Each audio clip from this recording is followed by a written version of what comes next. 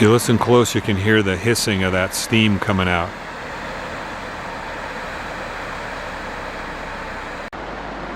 This is one of my favorite views. Kind of the beginning of Hayden Valley and all these geothermal areas near the mud volcano, which is over there.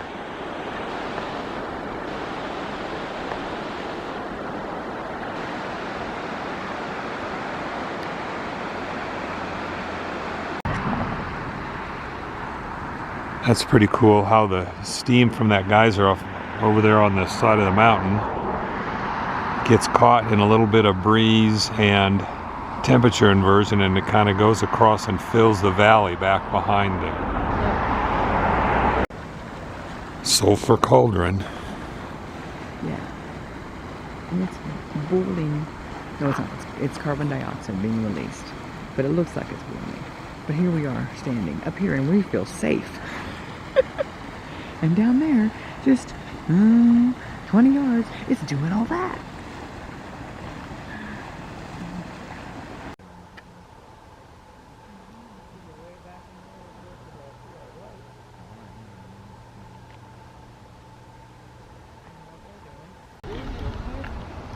Roaring Mountain, which isn't roaring anymore.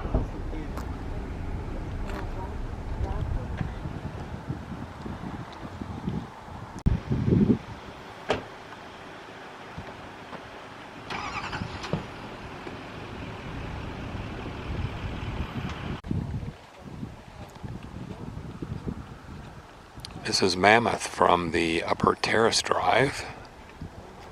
Obviously where the people like to be, but we have seen those the Upper Terrace back in the 80s still with water. I know it. They're all dried up now. Water's going somewhere else.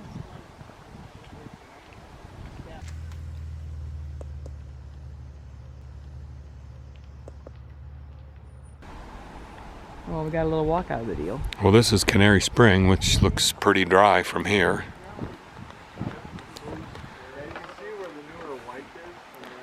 Runs down there to the road. Yes, it used to be the color of the runoff down there. We are down at the West Thumb area. We've been here a lot before. Kind of a destination from looking at the animals on the road. Saw an elk earlier, no video.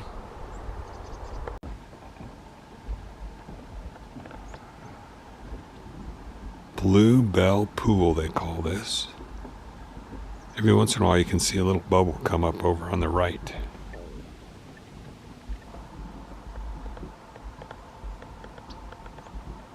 Seismograph and Blue Bell Pools.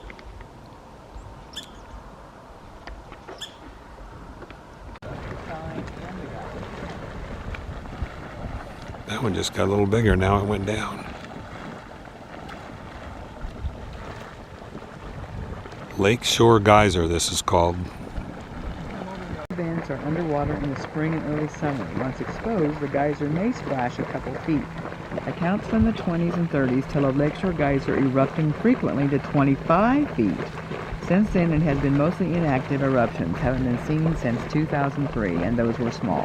One day, however, earthquake activity or other processes may cause the geyser to gain energy and begin erupting more forcefully again. It is. It's erupting a little bit. That's all this little guy does. That's all he does, though. That's okay. I don't want him to do the 25 one when I'm right here.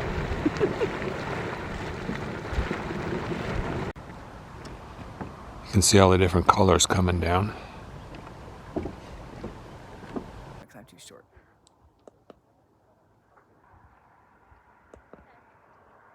Deeper hot springs in the park. Abyss Pool descends to 53 feet. It varies from turquoise blue to emerald green to various shades of brown. In 1883, a park visitor described it as a great, pure, sparkling sapphire rippling with heat. Abyss Pool erupted for the first time in recent history in August of 87 and remained quiet again until September of 91, when it erupted frequently in spectacular but short 100-feet bursts. The next active period lasted from 91 From December through June of '92, when it erupted several times a day. Each eruption was a series of explosive bursts, sending water 30 to 80 feet high and a plume of steam above the trees. The pool's entire body of water appeared to turn end over end in a turbulent boil. Since that time, Abyss has been a quiet, distinctive feature at West Thumb. So this black pool erupted in 91 also, so 91 must have been the year of the geyser eruptions in West Thumb. In West Thumb. Pretty. See the sun reflecting in it. Oh, yeah.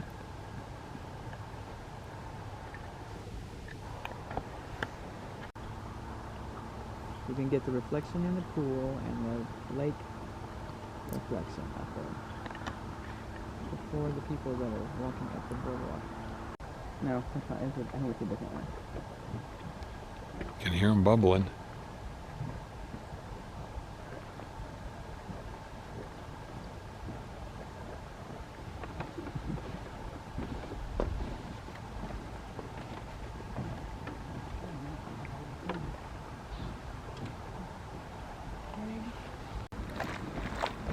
Percolating spring. Percolating spring erupts sometimes too, most recently in 2005. Collapsing spring, pretty quiet. Last erupted in 2005, but we're looking at the boardwalk and we think we missed an eruption fairly recently. Oh, this is cool to get our shadows in the picture. There's no writing, there's no description. These are thumb paint pots. We heard these gurgling when we started.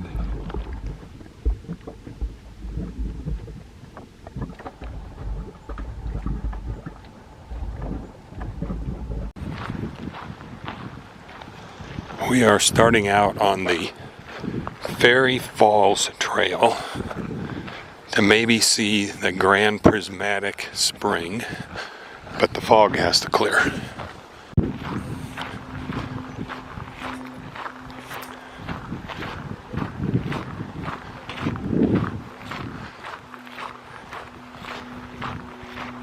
Thought we'd share the view with you. This is the new trail, or the trail they built for the overlook, that we can walk up to see the Grand Prismatic Spring, we hope. There's a Grand Prismatic Spring down there somewhere in the fog. Yeah. I would be happy if we see some blue. Now we are on our way towards Fairy Falls. 1.5 miles. We've already been a little over a mile already.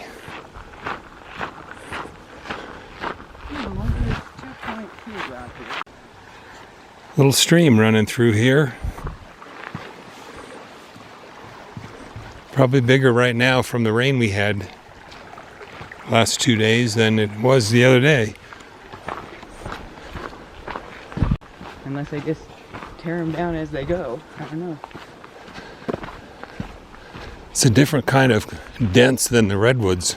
The redwoods was just big and airy, but incredibly silent. These are just dense and echoes a little bit. The fog is starting to break around here.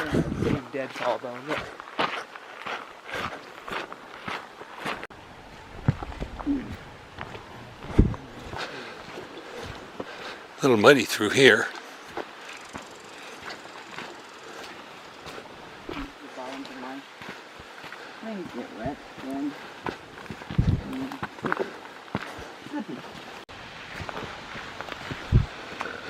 You can hear the falls. Can't see them yet. Oh, there they are.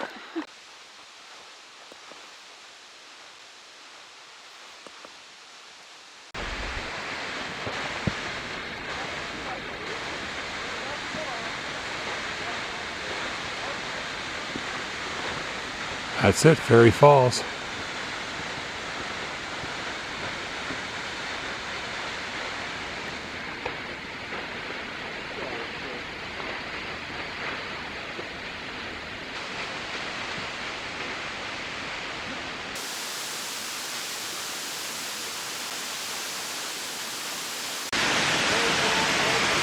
There she goes underneath the log. There she made it, under the log. That was not great, by the way.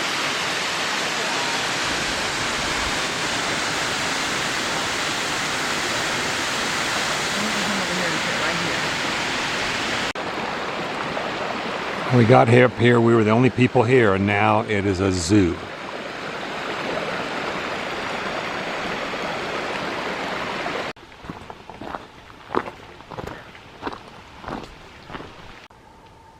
A little bit of color up there. We got some minutia color. All right, a layer off, and here we are back at the intersection for the trail. These guys are all guided hikes. All right, this is on the return trip when the fog lifts. Looks like you should be able to walk over the boardwalk. You could just walk over there, it looks like.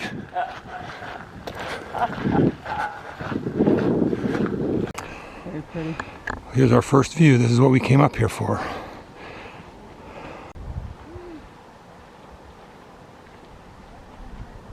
Fine.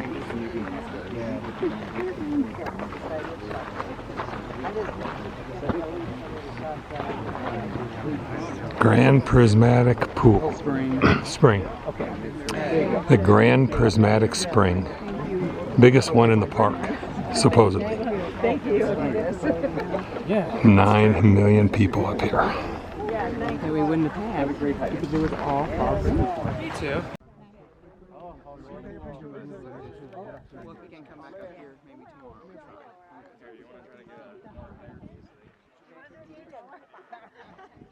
So I'm going. On our way back to the parking lot, and it's like we're in a different place without all the fog and the steam that was here this morning, and definitely boatloads more people.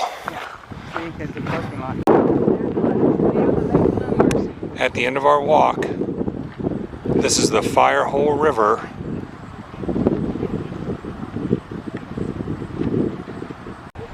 That is the trailhead for Fairy Falls that we just came from.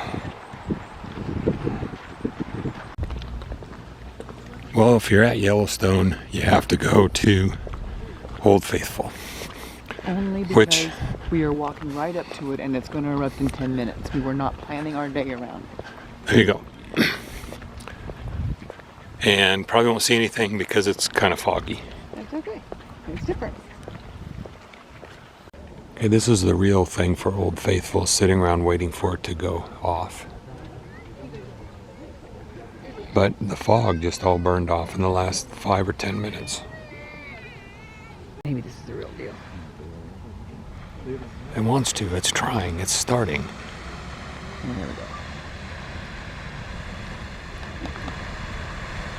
There it goes. Can you see all the water through the steam? It's okay, so it's okay. We've never seen this side of it. We've got plenty of them. This is Hamilton's store, the oldest building in the park. With a new roof. With a new roof. There's Kaiser. That's it. Kaiser. Well, that was Castle Geyser. Blah, blah. Trying to erupt. Nope, that's all it does. That's all it does. Yeah. I'm not standing. Over there it's doing it too, There's see? a little thing over there, yeah. Come this way and you can get a boat. No, not. Unavailable. Unavailable. This is Castle Geyser. It is the oldest geyser in the park. Now how they figure that out, I don't know. Because I'm pretty sure it didn't come with a birth certificate.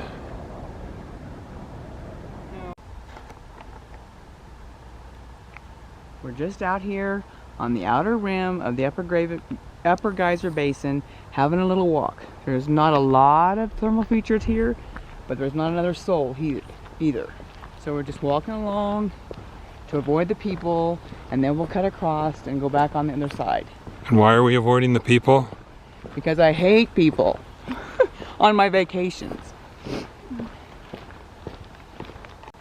Jennifer doesn't like the dead trees in her pictures, but in the geyser basin there's always dead trees. Nope, I'm going to find somewhere there's no dead trees.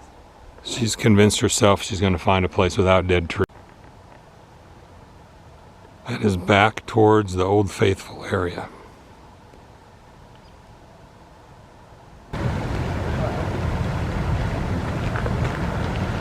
Can you hear them bubbling? Here comes the rain some. Pretty. That firefly didn't make it. That firefly's Thank you so much. part of it. Poorly.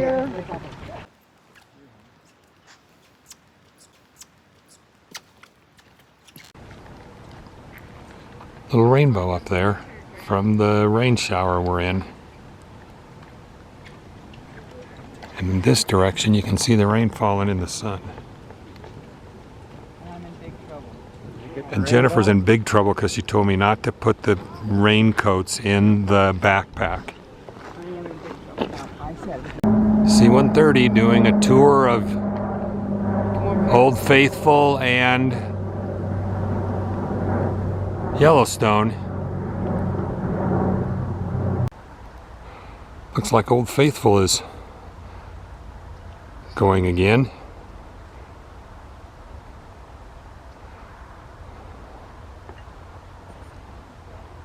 You can see the lodge over there and the boardwalk over there that we're headed to.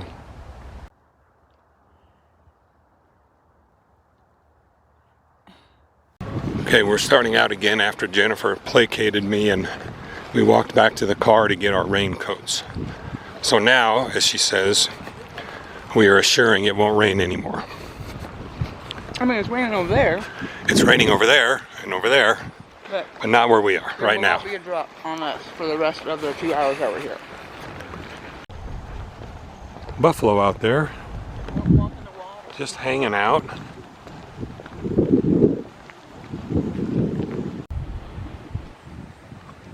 I said I was taking obscure Yellowstone pictures. So Jennifer says the darker the blue, the hotter it is.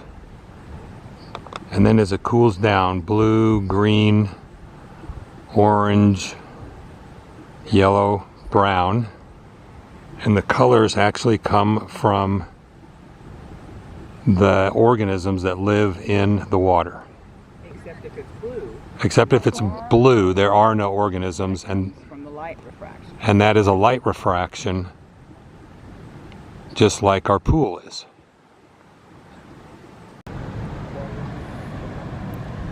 Well, this is Giant Geyser.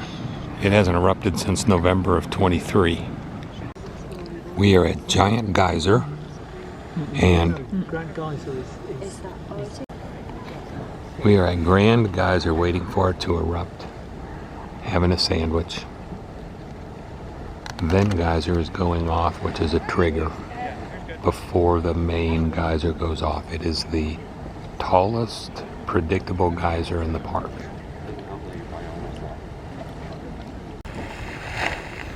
That is Castle Geyser in the background going off.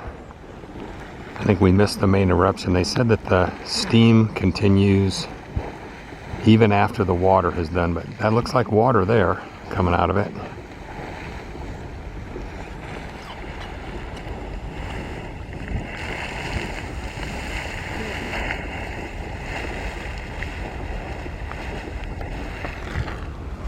Don't know what the name of this one in front of us is.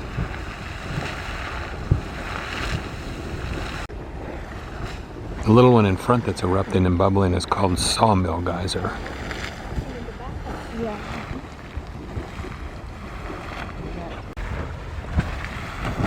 Sawmill Geyser.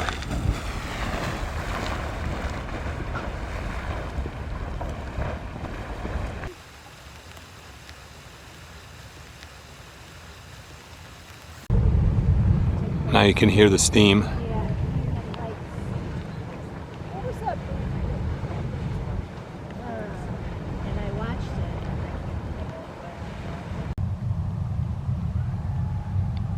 You can hear it even over here. And the Buffalo magnet of the trip.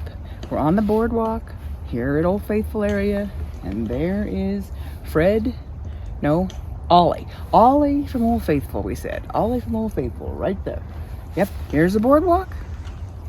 There's Ollie, just hanging out, chewing his cud.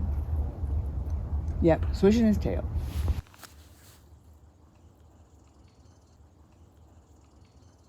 Well, that's where all the water drains from Castle Geyser. We are walking our way back. It's starting to really rain. Thundering even.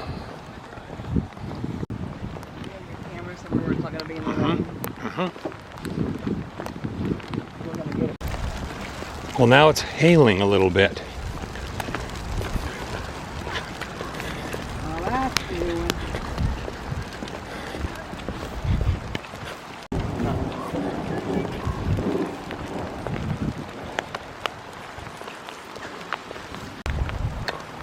How about?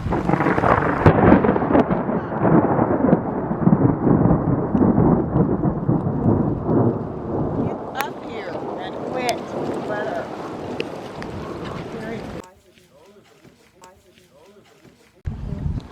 This is Emerald Spring down in Norris Geyser Basin.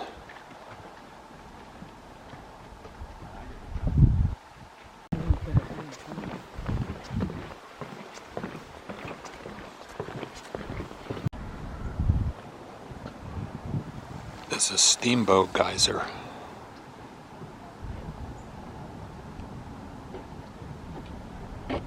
Active in the last 10 years or so.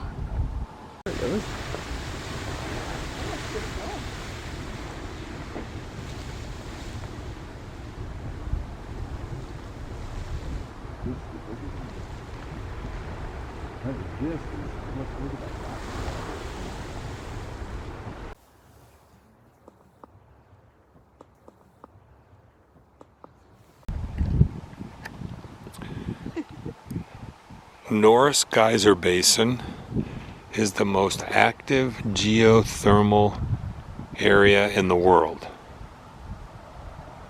And the magma here is only 2 miles underground compared to the usual 40 that it's supposed to be. 2 miles underground. Wow. Yep, but this little boardwalk keeps us safe.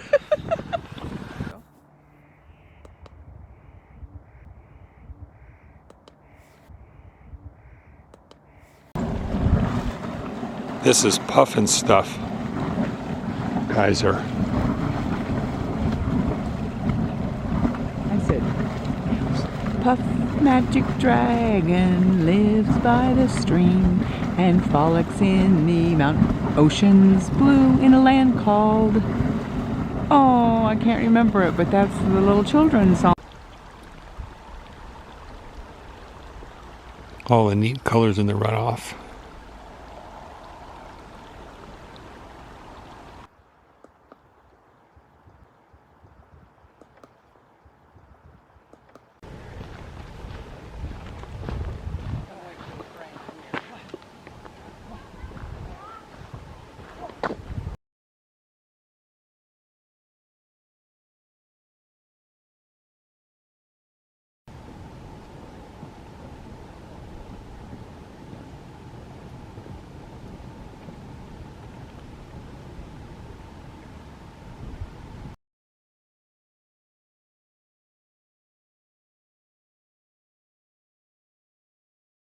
Little hole. Yeah, there's a lot of pressure there.